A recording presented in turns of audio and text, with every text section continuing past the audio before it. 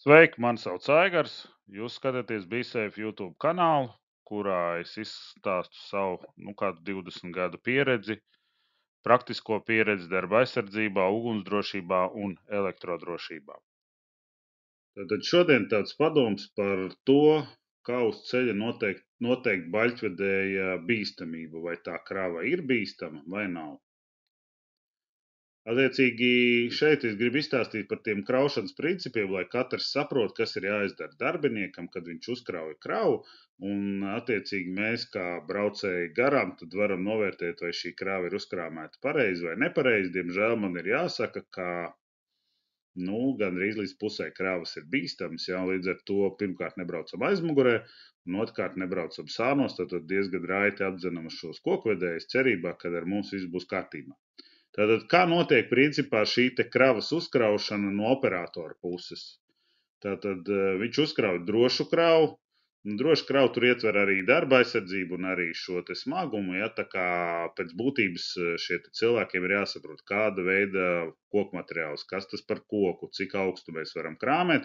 Bet šajā gadījumā mēs to tā kā izslēdzam. Mums, teiksim, cilvēkiem vienkāršiem tas nebūtu tik svarīgi, ja, protams, jo viņi tie koki ir slapjāki, jo viņas mazāk it kā pēc noteikumiem uzkrauj, un attiecīgi, ja viņi nepāriet šiem te staķņu galiem, tad nosacīt mēs varam teikt, ka tā drošība relatīvi ir laba, jo principā, kas ar šiem baļķiem var notikt, tātad viņi var lidot uz sāniem, ja viņi nav pareizi sakārtoti vai uzkrāmēti, un, protams, viņi var izlidot uz aizmuguri, un tāpēc ir tie nosacījumi. Tad, kad mēs uzkraujam, tātad svaru nokontrolējam, jā, bet, protams, mēs zinām, ka Latvijā braukā liela daļa, sevišķi laukos, kur tā kontrole ir mazāk, kur ceļi nav lielie, uz kuriem varētu nestāvēt šie te kontrolētāji. Tur, principā, kravas lielākoties ir pārkrāmēts, varu galvot 100%. Tad, kad šis cilvēks ir uzkrāmējis, viņš saprot, cik tas svars, jo tur apakšā svaru nav, bet viņi to dara apmēram uz acu, viņiem apmēram vairāk vai mazāk ir skaidrs, ka tādi tas materiāls, tāds sortiments, ja tur iet runa par diametru un attiecīgi tik tālu mēs apmēram uzkrāvam, tad vajadzētu būt droši. Un tad viņiem šī te krava ir jāapsien. Ko nozīmē jāapsien? Tad viņiem ar šīm te stropēm ir jāapmet. Parasti tas notiek no zemes, attiecīgi pieiet vienā pusē. Tur, protams, ir savi noteikumi, tāpēc arī krautnēs nestāv, lai tad, kad tā strope tiek pārlikta pāri vai dažreiz nedroši viņa tiek mesta. Ir labāki mešanas pasākumi, ir sliktāki mešanas pasākumi, bet principā mēs pastīsimies arī bildē, viņi ir jānostropē. Tas nozīmē, ka šī te baļķu krava ir jādabū kopā. Un tur ir tas viena no tām bīstamībām, kas sākās, ka mums viņi ir jānostropē, bet mēs viņu nedrīkstam pārvilkt, jā, jo pārvilkt strope faktiski var pārtrūkt. Un tā, diemžēl, ir notiek, un bija arī manā praksē nelaimes gadījums, kur ne tikai pārtrūka šī te strope, bet tā kā krāva nebija droši uzkrāmēta, viņa strope trūkstot, viņa no sprieguma paņēma un šo augšējo baļķi pārvilka pāri staķņiem, un cilvēks dabūja pa galvu. Bet tas ir par šo te nelaimes gadījumu, ka tas ir svarīgs, protams, šī kraušanas nosacījuma arī pašam darbiniekam, ne tikai mums, kas ir apkārt un brauc paralēli ar šiem te kokvedējiem. Lūk, bet atgriežamies, tātad viņiem ir jāapsien, jānostropē vienalga, kā kurš dažreiz saka, un tad pēc šiem 20-30 kilometriem, kad tā krava ir tā kā sasēdusies, ir jāapstājās, un viņa būtu jāpārstropē. Bet te ir tā lielākā problēma. Pirmkārt, visi ir slinki, tāpēc cenšas ar vienu stropēšanas reizi, kas nav pareizi, jo tad mēs šausmīgi nospriegojam šo te stropi cerībā, ka viņa šo kravu saturēs visu ceļu. Bet pārsēšanai pirmkārt nav normāla laukuma, tas nozīmē, ka lielākā daļā ir jāapsēž, jādara tas uz šosejas, un tāpēc ir daudzreiz, ka šie te baļķvedēji vēl pirms izbraukšanas, ja tas ir iespējams, protams, viss ir atkarīgs no dažādām situācijām, viņi cenšas pārsēt, ja viņi neiet uz to, kad viņiem pietiek ar šo te vienreizējo. Bet principā pēc drošības viedokļa arī mums uz ceļa būtu pareizi, ka viņš nostropē pirmo reizi krautnē, vai mežā, ja mēs to meža krautnē, un pēc tam pēc šiem 23 kilometriem, kad tas koki ir tā kā sagājuši savās vietās no vibrācijas un no braukšanas un tam līdzīgi, viņi ir jāpārstropē, ja, un tas nozīmē, ka mēs nodrošinām, ka gan viņi neliks pāri statņiem, ja, teiksim, ir tā krava ļoti augstu uzkrāmēta. Protams, ja viņi ir bīstami augstu uzkrāmēti, tas ir cits stāsts, ja mēs tūlīt par to parunāsim, un viņiem nevajadzētu arī nākt, jo viņi viens otrā tā kā saiet iekšā, tur ir tie zāri un vēl visādi, bišķiņi daudz viņi nav, bet, viņi vienkārši viens ar otru aizāķējas un nevarētu būt situācijā, ka, teiksim, pie bremzēšanā vai kaut kā baļķi, teiksim, slīd uz aizmuguri. Bet, ja slikti nostrupēts, protams, ja cilvēki neapstājās un nepārstropē, tad var būt situācija, ka tie augšējie baļķi sāk paši par sevi dzīvot, ja, un viņi nekur īsti neturās, un ja notiek kaut kādas asas bremzēšanas vai uzsākšanas, ja, tad viņi varētu arī radīt bīstamību uz ceļa, protams, arī pašai automašīnai. Tagad par to, kā vajadzētu to drošu kravu noteikt, ja mēs varbūt tik daudz nerunājam, tad ir šis te mazais sortiments, es tā nosacīju zem 15 centimetriem diametrā, un pareizi būtu, ka viņi, kā es esmu tur augšējā zīmē rādījis, viņi nepārsniedz šos te statņus.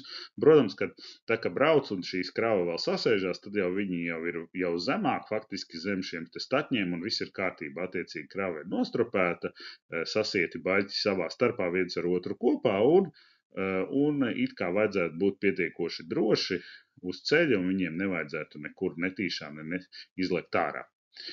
Ja ir ļoti lieli baļķi, tad virs šiem te tā drošības, kad uzkrauj pašā sākumā 1/3 drīkst būt virspusē. Protams, kā mēs runājam, viņi tajā brīdī, kad notiek šī te sasēšanās, viņi visdrīzāk arī būs statņu augstumos, bet vairāk nevar pārsniegt, jo, protams, ka baļķiem ir sava masa, un mēs zinām, ka kustoties pa labi, pa kreisi, sevišķi līgumos, ja viņiem nav šie te statņi, kas novērš šo te kustību uz ārpusi, viņi ļoti noslogo stropes, un liela daļa variantos, ja skropes ir vecas, jo mēs jau ar viņām braukājam ikdienā, viņas salīst, sasalst un tam līdzīgi, un šīs stropes viņas nekalpo ilgi. Jā, un arī tad, ja mēs nosakam, ka puišiem ir jāpārbauda, nevienmēr, protams, visu tādā veidā var pārbaudīt, jo, teiksim, tur sapūžu diegus vai diegus, kuri ir no mitruma vairs netur, to tā uz aci ļoti grūti pateikt, un tāpēc ir dažreiz uzņēmumos, kur reizi mēnesī pērk jaunas stropes vai reizi 2 mēnešos, kur zina, ka jā, tas tad ir ar garantiju, viņi nokalpo šo te 1-2 mēnešus, principā pēc tam, bet tas jāstās vasarā labāk, ziemā vēl sliktāk, ja tā kā tāda tā lieta, bet par to, kāda ir šī te droša krava, mēs apmēram runājam, tad faktiski, ja mēs ieraugam uz ceļa baļķvedēju, kuram augšējie baļķi, šie te malējie, ko mēs varam redzēt, iet runa arī, protams, vidusdaļā, iet pāri 1/3, mēs varam teikt, ka tā ir nedroša, un ar šādiem baļķvedējiem uz ceļu ir ļoti, ļoti uzmanīgiem jābūt, jo viņi ir ļoti bīstami. Un tad vēl vienreiz mēs jau runājam par šo apsēšanu, bet tad atceramies no tādas drošības un arī satiksmes drošības principā vajag izmantot šo te dubulto. Tātad mēs pirmo apsēdam, un šeit var redzēt, ka vidusdaļā ir šī te strope, attiecīgi, tai otrais tā tik tālu neredz, bet gan jau varbūt tās šī te strope ir, bet šim te aizmugurējai kravai mēs redzam, ka strope ir, lai attiecīgi šie te baļķi nekustētos, ja, un tieši aizmugurējā daļā ir svarīgi, lai viņi nelidotu, protams, ārā. Lūk, un tā galvenā ideja, protams, tiem darbiniekiem ir tas, kas ir jāiemāca, ka nedrīkst pārvilkt, un nedrīkst nekādā gadījumā tur ar lauzni vai ko pievilkt tā, ka traks var ārā, ja, jo jebkura stropa, kas ir pārvilkt, viņa tā kā muzikas instrumentam stīga, tik līdz ir šausmīgi pārvilkt, viņi jau kļūst ļoti bīstami un par pārtrūkt jebkurā brīdī. Bet, protams, tā kā ir dažādi citi apstākļi, tas ir atkarīgs no maršruta, ja, kur cilvēks ir, ja viņam, teiksim, ir vēl šie te 10-20 kilometri jāpabrauc pa zemes ceļu, tad, protams, liela daļa vēl pirms uzbraukšanas uz lielā ceļa cenšas apstāties, jo tur ir mazāk satiksme un attiecīgi vēl vienreiz pārvilkt šo te kravu. Protams, ja mēs uzreiz uzbraucam, tad ir svarīgi šie te laukumi, un kā mēs zinām, Latvijā šo te apstāšanās laukumu ik pēc noteikta laika nav, un, protams, daudz to uzskata ar kaut kādu tur gulēšanu un tam līdzīgi, un tas ir pareizi, bet tas būtu svarīgi arī dēļ šīm te kravu apsēšanām un pārsēšanām, lai tas būtu droši mums visiem. Līdz ar to rēķinamies, ja mēs redzam, ka cilvēki strādā ap kravām.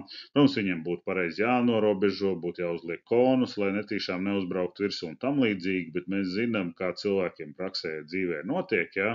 Tāpēc arī ir svarīgi, kā mēs šīs te kravas nosienam un kurā pusē atrodas šis te savienojums, ja? Un daudzi, protams, cenšas, tā kā tajā grāva pusē, ja, jo, lai mums nav jānāk šeit, un, attiecīgi, ja mēs nekādus darbus šeit neveicam, tad, protams, mums nav vajadzīgi izlikt konus, kaut kādi brīdinošie zīmes, bet, protams, jebkurā gadījumā, ja tas ir tumšais laiks, mums ir jāinformē par sevi, ka mēs tur varētu būt, lai cilvēki netīšām mums neuzbrauc virsū.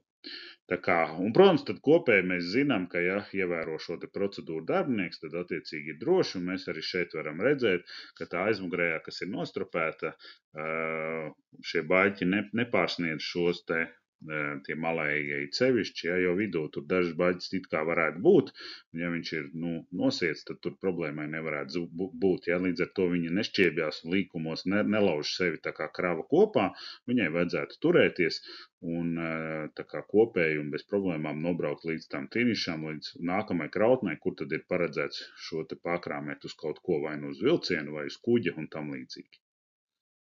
Vēl vēlos tātad paturpināt par apsiešanu un praktiski, pareizi un droši būtu, kā kravai, tātad attiecīgi pašai kravai, būtu apsietas tad abas divas tās krautnes, ja mēs varam teikt, un arī piekabē. Šajā gadījumā es saku, te aizmugurē jau mēs redzam, ka viņa ir nosieta. Par to, vai tā priekšējā piekabes daļa ir nosieta, mēs varētu vēl padiskutēt. Ja, jo principā atceramies, ka mēs uzsākam, bremzējam, līdz ar to ir kaut kāda inerce un fizika, līdz ar to šie baļķi var vai grūsties virsū uz tiem, kas ir sasieti, vai kā. Tātad pareizi būtu, ka tomēr viss būtu sasiets, bet, protams, daudzi taupa, tāpēc sien parasti pirmo un pēdējo. Un otra lieta, protams, mēs varam redzēt, kā ir apsieta ikdienā, tātad apsien un izmanto, teiksim, tur auduma stropes, bet varbūt kādi profesionālāki izmanto arī citas auduma stropes. Protams, ar laikapstākļu ietekmē paliek trauslas, neizturīgas, un ja viņas vēl ir pārslogotas un daudzreiz ir pārslogotas, tad, protams, viņas mēdz arī pārtrūkt, un, protams, braucot pa ceļu, to nevienmēr arī var redzēt. Tā kā tas viss arī būtu jāņem vērā, un kā mēs redzam, šobrīd kaut kad Latvijā ir kaut kāda nelaimes gadījuma, kur kaut kādi baļķi ir izbruši vai izslīdējuši no kravas, un faktiski tas ir apliecina to, ka krava nav atbilstoši bijusi nosieta. Ja ir nepieciešama palīdzība, šeit ir iespēja ar mani sazināties e-pastā, un lai mums forša dzīve drošā darbā.